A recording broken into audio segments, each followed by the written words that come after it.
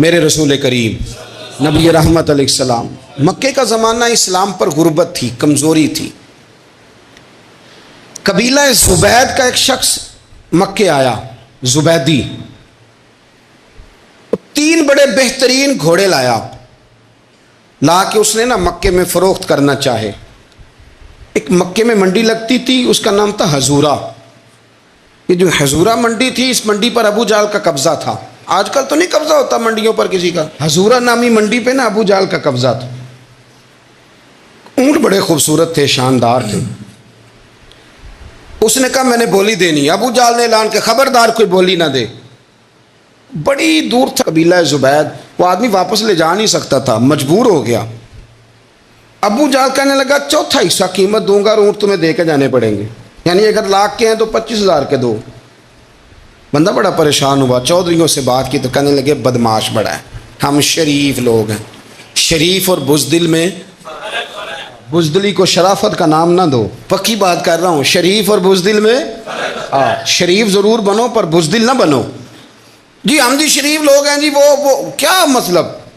کوئی پاس نہ آیا، وہ بیچارہ کونے میں بیٹھ کے رونے لگ گیا، کہنے لگا میں کدھر جاؤں یارو، میں واپس بھی نہیں لے جا سکتا، اور 1/4 حصے میں دے کیسے جاؤں، اتنا نقصان۔ وہ رو رہا تھا تو کہیں حضرت زید بن ارقم نے سن لیا۔ آپ فرمانے لگے کیوں روتا ہے؟ کہنے لگا یار میں نے تو اہل عرب کی تعریف سنی تھی، میرے ساتھ کھڑا ہی کوئی نہیں ہوتا۔ تو آپ فرمانے لگے تو نے عربی دیکھا ہی کب ہے؟ اگر کائنات کا حسین و جمیل عربی دیکھنا ہے تو جا حرم مکہ میں بیٹھا ہے۔ مکھ چند بدر شاہ شانی تے متھے چمک دی لاٹ نورانی، کالی زلف تے اکھ مستانی، مخمور اکھی ہیں نا مت بریاں سبحان اللہ۔ ما اجمل کا ما احسن کا ما اکمل، کتھے مہر علی تو کتھے تیری ثنا، مشتاق اکھی کتھے جال۔ تو نے دیکھا کب ہے؟ اگر عربی دیکھنا ہے نا تو وہ بیٹھا ہے، جا کے حرم میں ٹیک لگائے، مظلوموں کے والی، غریبوں کے ماوا، رسول رحمت، ایک سادی سی چادر اوڑے حضور بیٹھے تھے۔ وہ زبیدی کہتا میں آیا، نبی کریم کو بات سنائی، حضور فرمانے لگے این الجمل کا، او کدھر ہے تیرے اونٹ؟ عرض کی حضور وہ وہاں ہیں۔ فرمایا چل نا۔ حضور کوئی بولی نہیں لگا رہا، کوئی خرید نہیں رہا، ابو جہل گھنٹا پڑا، اس کے ڈر سے سہم گئے۔ حضور فرمانے لگے چل نا، میں بولی لگاتا ہوں۔ اور دیکھو نرخ بازار محبت کا انوکھا ہو گیا، خود خریداروں شامل آ کے مولا ہو گیا۔ نبی کریم نے حضرت سعد بن ابی وقاص کو بلایا، حضرت عمر کو، حضرت ابو بکر کو، مدد کے لیے نہیں۔ حضور فرمانے لگے میری جیب میں پیسے تھوڑے ہیں، ظاہری طور پہ تھوڑے ہیں، ورنہ تو کائنات کے خزانوں کی کنجیاں حضور کے پاس، تھوڑے تھوڑے پیسے دو بھی بولی دینی ہے۔ سب سے پیسے لیے چلو بولی لگانے چلے۔ حضور آئے، اللہ اکبر، یہ میرے رسول کا طریقہ ہے۔ آؤ ذرا تھوڑی دیر کے لیے سوچیں۔ ابو جہل بیٹھا ہے بڑی مسند پہ، قربان جاؤں مدینے والے حبیب۔ وہ زبیدی کہتا اس کے کپڑے مہنگے تھے، حضور کے سادے تھے۔ اس نے بڑی پگڑی باندھی تھی، حضور کی سادی تھی۔ کہتے ہیں وہ آنکھیں اٹھا کے بات کرتا، مدینے والے نبی آنکھیں جھکا کے بات کرتے۔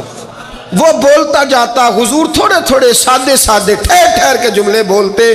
کہتے ہیں نبی کریم علیہ السلام اس کے ساتھ آ کے حضور بیٹھ گئے اور فرماتے ہیں میرے رسول کریم نے اپنا جبہ سیدھا کیا، پگڑی کو حضور نے سیدھا کیا اور فرمایا چل لگا بھائی بولی۔ ایک اس نے لفظ بولے، پھر حضرت ابو بکر نے بولی دی، پھر حضرت عمر نے دی، پھر سعد بن ابی وقاص نے دی، پھر زید بن ارقم نے دی، پھر رسول کریم نے دی۔ وہ کہتا ہے جتنے میں بیچنا چاہتا تھا نبی پاک نے ڈبل میں میرے اونٹ خریدے، ڈبل میں اونٹ خریدے میرے رسول۔ سلام اس پر کہ جس نے دشمنوں کو بھی قبائیں دی، سلام اس پر کہ جس نے گالیاں سن کر دعائیں دی۔ اور میرے اعلیٰ حضرت کہنے لگے جاؤ جا کے اعلان کر دو، غم زدوں کو رضا مجدہ دیجئے کہ ہے بے کسوں کا سہارا ہمارا، بے کسوں کا سہارا، جاؤ غم زدوں کو رضا مجدہ دیجئے کہ ہے بے کسوں کا سہارا۔ رسول کریم صلی اللہ علیہ وسلم نے خریدا مال، اور حضور سید عالم وہاں سے نکلے، اور نکلتے وقت حضور فرمانے لگے ابو جہل تیری آج شکایت آئی ہے، آج کے بعد نہ آئے۔ مکہ سارا اس کے ساتھ ہے، حضور کی مخالفت ہو رہی ہے، 40 لوگ ہیں صرف کلمہ پڑھتے، اور دین کا کام دار ارقم میں قید ہو کے کرنا پڑتا ہے۔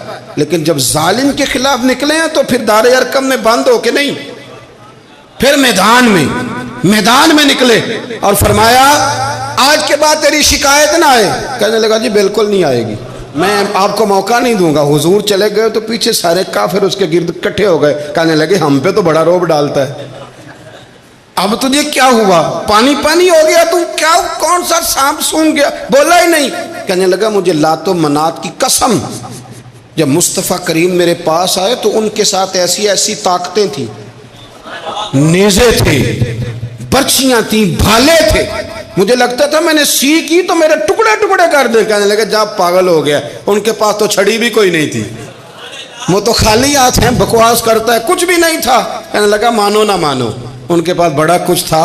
اور اگلی بات جو اس نے کی وہ تاریخ میں محفوظ ہے، وہ تاریخ میں محفوظ ہے، وہ تاریخ میں محفوظ ہے، وہ تاریخ کا حصہ ہے. ابو جہل کہنے لگا اٹھتے ہی کہ مجھے لگتا ہے جب تک محمد ابن عبداللہ موجود ہیں یہ ہمیں ظلم نہیں کرنے دیں گے، یہ ہمیں کوئی زیادتی کرنے. تاریخ میں محفوظ ہے جملہ ابو جہل کا. کہنے لگا جب تک یہ موجود ہے ہمیں کوئی زیادتی کرنے. حضرت فرمایا کرتے تھے زندہ نبی کے ماننے والوں زندہ بن کے زندگی گزارو. زندگی زندہ دلی کا نام ہے، مردہ دل کیا خاک جیا کرتے؟ جو قومیں سر اٹھا کے جیتی ہیں وہ زندہ ہوتی ہیں.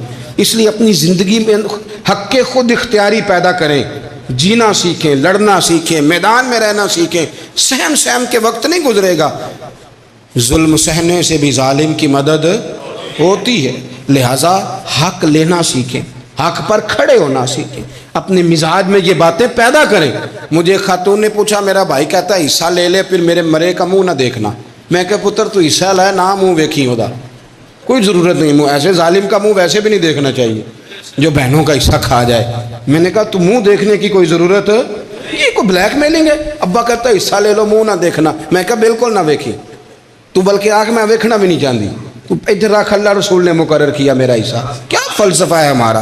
جو بات غلط ہے اس پہ لوگوں کو بلیک میل کرتے ہو. جائز بات پہ ڈٹنا سیکھو. آپ جب ڈٹ جاتے ہیں نا تو پھر اللہ مدد کرتا ہے، پھر اللہ تتنزل علیہم الملائکہ، پھر اللہ فرشتے بھی نازل کرتا ہے. حضور نے فرمایا جو جان کی حفاظت کرتے مر گیا وہ بھی شہید، جو مال کی حفاظت کرتے مر گیا وہ بھی شہید، جو دین کی حفاظت کرتے مر گیا وہ بھی، جو خاندان کی، اپنے گھر کی، اپنے بچوں کی حفاظت کرتے مر گیا وہ بھی. تو اتنا بڑا درجہ حضور نے بیان کر دیا ہے. تو کبھی بھی زندگی میں ظالم کے سامنے سرنگو نہ ہونا، کچے پلپلے ہونے کا کبھی بھی اظہار نہ کرنا، کھڑے رہنا. جو کھڑا رہتا ہے رب اس کے ساتھ رہتا ہے. اللہ سمجھنے کی توفیق عطا فرمائے.